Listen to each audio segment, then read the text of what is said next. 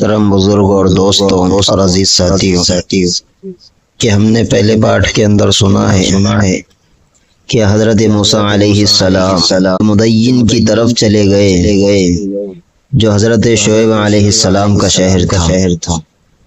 تو حضرت موسیٰ علیہ السلام مدین کے قریب پہنچے تو دیکھا کہ کنویں کے پاس بہت سے لوگ جمع ہیں جو اپنے اپنے جانوروں کو پانی پلا رہے ہیں، مگر دو لڑکیاں اپنے جانوروں کو لیے ایک طرف کھڑی ہے۔ حضرت موسیٰ نے ان سے پوچھا کہ تم یہاں کیوں کھڑی ہو؟ انہوں نے کہا ہمارا باپ بوڑھا ہے، ہم اس انتظار میں کھڑے ہیں کہ یہ لوگ اپنے جانوروں کو پانی پلا لے تو بچا ہوا پانی اپنے جانوروں کو دے۔ یہ سنا تو انہوں نے پانی کھینچا اور ان کے جانوروں کو پانی پلا دیا اور ایک درخت کے نیچے جا کر بیٹھ گئے، کیونکہ شہر میں کسی سے جان پہچان نہ تھی۔ وہ دونوں لڑکیاں حضرت شعیب علیہ السلام کی صاحبزادیاں تھی۔ انہوں نے گھر جا کر اپنے والد سے تمام قصہ بیان کیا اور ان کے فرمانے پر اپنے گھر لے گئے۔ جب انہوں نے اپنی مصیبت کا قصہ سنایا تو حضرت شعیب علیہ السلام نے فرمایا اب ڈرنے کی ضرورت نہیں، اللہ نے آپ کو ظالم قوم سے بچا لیا ہے۔ حضرت شعیب علیہ السلام نے ان سے کہا کہ تم 8 سال تک میرے پاس کام کرو اور 2 سال اور ٹھہر جاؤ تو تمہیں اختیار ہے، مگر میں اس کا حق نہیں رکھوں گا۔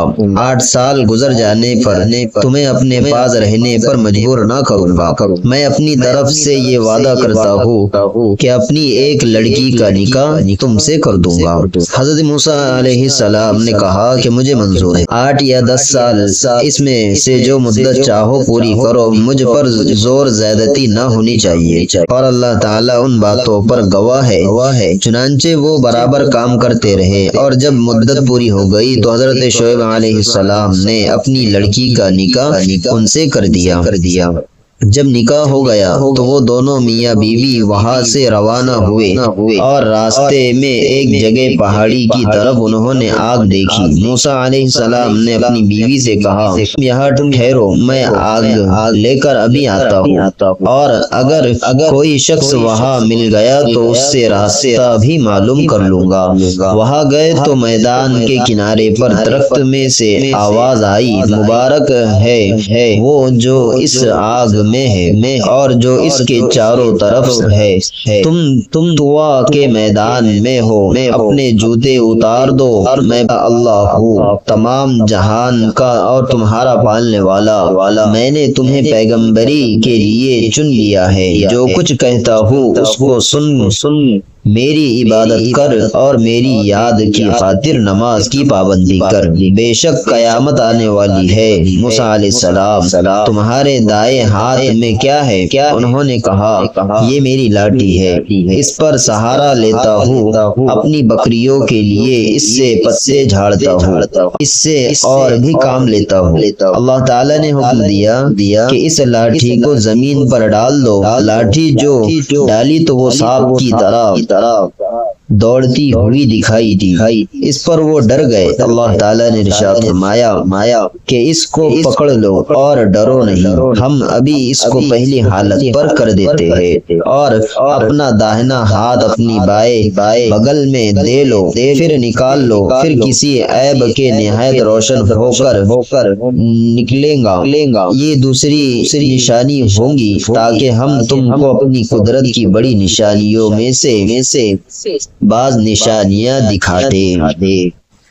ان دونوں نشانیوں کے ساتھ اللہ نے حضرت موسیٰ علیہ السلام کو فرعون کے پاس بھیجا اور فرمایا اس ملک میں فرعون نے فساد پھیلا رکھا ہے اور سرکشی پر کمر باندھ رکھی ہے۔ آپ نے فرمایا مجھے ڈر ہے کہ وہ مجھے جھٹلائے گا، میں نے اس کے ایک آدمی کو مار دیا تھا، اب وہ مجھے مارنے کی کوشش کرے گا۔ میری زبان کھول کے لوگ میری زبان سمجھ لے اور میرے بھائی ہارون کو بھی میرے ساتھ کر دے کہ مجھے قوت ملے۔ حضرت موسیٰ علیہ السلام کی دعا قبول ہو گئی اور دونوں بھائیوں نے مصر میں جا کر فرعون سے کہا کہ اللہ تعالیٰ نے ہمیں تیرے پاس بھیجا ہے کہ تو بنی اسرائیل کو نہ ستا اور انہیں ہمارے ساتھ روانہ کر دے، ہمارے پاس تیرے رب کی نشانیاں ہیں، اور یہ بھی یقین کر لے کہ سلامتی شخص کے لیے ہے جو سیدھی راہ پر ہے، اور جو شخص جھٹلائے گا، سرکشی کرے گا، اس پر اللہ کا عذاب آئے گا۔ فرعون کے پاس اللہ کا پیغام پہنچا دیا گیا، مگر اسے اپنی حکومت، فوج اور خزانوں پر گھمنڈ تھا، اس لیے وہ برابر ان سے بحث کرتا رہا، اور جب ہر بات کا اس کو ٹھیک جواب ملتا رہا تو اس نے موسیٰ علیہ السلام سے کہا، تم بچے سے تھے جب تم ہمارے گھر میں آئے، ہم نے تمہیں 16 سال تک اچھی طرح پالا اور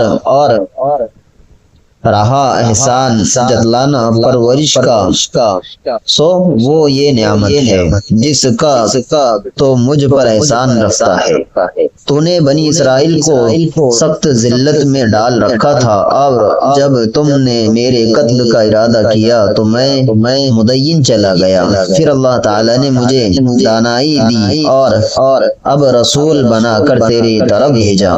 فرعون نے کہا، اور تم نے وہ حرکت یعنی کبتی کو قتل کیا تھا، اور تم بڑے سپاس ہو۔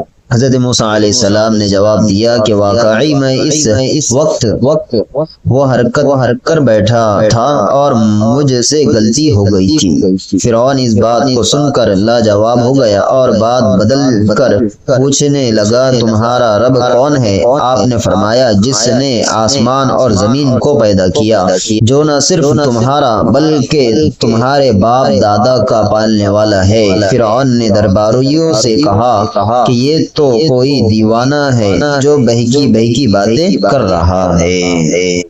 اللہ رب العزت ہم تمام کو کئی سنی باتوں پر عمل کرنے کی توفیق عطا فرمائے۔ جو ساتھی ہمارے چینل پہ نئے ہیں وہ ہمارے چینل کو سبسکرائب کریں اور بیل آئیکن کو دبانا نہ بھولیں تاکہ ہر آنے والی نیو اپڈیٹ کی پہلی نوٹیفیکیشن آپ کو ملتی رہے۔